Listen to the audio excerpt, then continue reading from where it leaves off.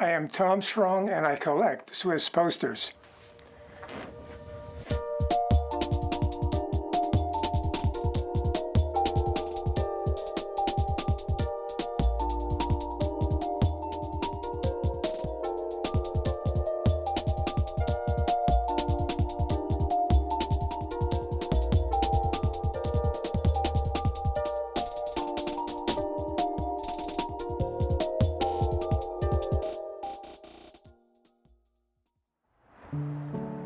I love Swiss posters for some of these reasons, or most of these reasons.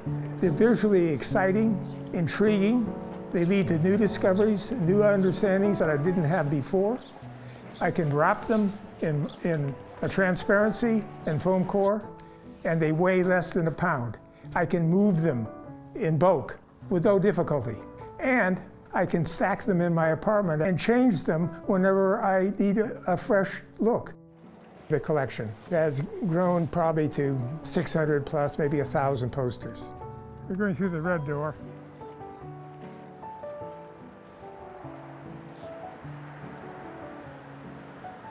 I'm sitting in my office of the firm known as Strong Cohen, 2 last names. My founding partner is Marjorie Cohen. Her daughter now is my partner.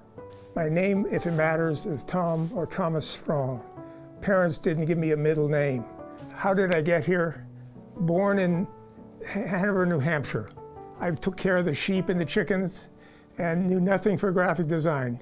Graphics was information. The fact that you could do something with graphics on another level, I discovered here.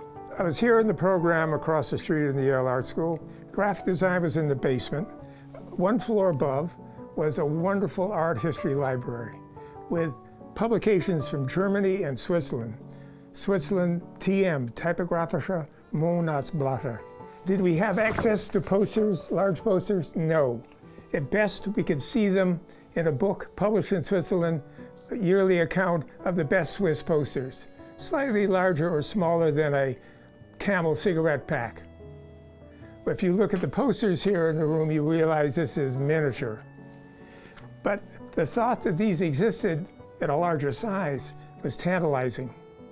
And a good friend, someone in the year ahead of me, Christopher Pullman, had access to the poster reserve in Zurich and Basel. Chris went there to sound out whether there were teachers there who could come and add to the program. And he came home with extras. And he said, Tom, perhaps you'd like these. That is like rolling up the sleeves in drug parley, right? And I said, if he can find them, I can find them. So when there was enough money in the business, I would get on Swiss Air and fly away, and then knock on the door, and then add to the roll and carry them back on held luggage, and then wrap them and tack them to the walls where I worked in our office and other offices in New Haven. So that's how it started. The Swiss, and maybe only the Swiss, still design posters for what is known as a world format. It's approximately 60 inches tall and 36 inches wide, and it's in the golden proportion. So if you fold that paper, you have 2 sheets which are in the same proportion, and so on until you get the size of a business card. All of the presses in Switzerland are designed to print a poster without any wasted paper in that proportion. The question is, why is this size so useful in Switzerland? Because people go in the medieval cities, which haven't been bombed in 500 years, go slowly on foot or in a tram, a slow tram, through their city, encountering posters, most of which are hard sell commercial posters of this size. It's human in scale. A person can stand in front of this on a busy sidewalk and enjoy the poster without being trampled. That's my theory. These only make sense when we paste it on a wall. They're commercial art, right? They were designed to get someone to stop, look, and do something. The Japanese have a wonderful idea. In the home, there will be a toko nomo, a hole in the wall all interior, where month by month they'll put up a poem or a bonsai plant or a script, but change it, knowing that you as a owner will get tired of what you're looking at. This is my tokenomic. Someone asked, what are your favorites? And I would say this is in the top 3, maybe 4 of all my posters. A wonderful short course in immigration of language that we take for granted and don't question. I've got 600 children, how can I have a favorite? But I would guess for Hoffman, it's Giselle. So in this poster for Giselle, I have never seen the ballet, but it has a sad ending as far as I recall.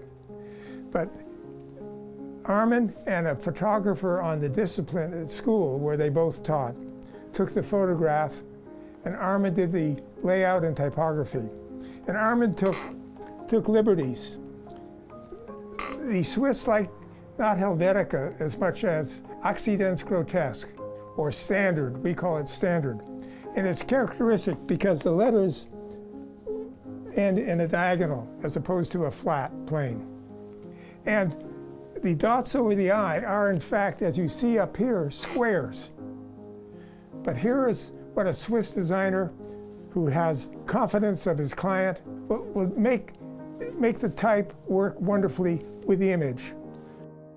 I'm missing the big point. Fuzzy, movement, stiff, but both vertical, and both having projection left-right. No head, no arm on the dancer. You bothered by it? I've never heard anyone say, that's unfair. You're looking now at a poster designed by Wolfgang Weingart, W-E-I-N-G-A-R-T, who grew up in southern Germany, heard the sounds of bombing in nearby Friedrichshafen, but his home was never bombed. He found his way in the passage of time to a trade school to learn how to set type and to impose metal type. Perhaps in the museum said it'd be great if you could have some reference to what everybody knows as a Swiss mountain, the Matterhorn, which is a tourist attraction beyond belief. There is thunder, there is storm, there's a half moon, black sun. I don't know why that's that color. And a red cross and a white cross. What's the white cross about? Who uses the white cross? The Swiss do in their flag. Where did the Red Cross start? In Europe, if not Switzerland. Probably have heard of William Tell, the Swiss crossbow soldier who was captured by the Austrians who controlled Switzerland at that point and told that he would be spared if he could shoot an apple off the head of his son.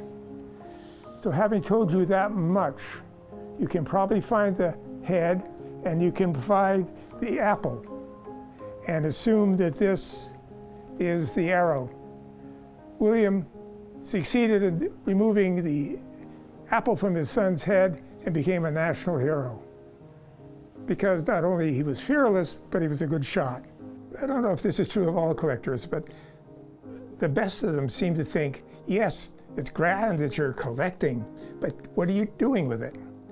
And like others, you like to share it.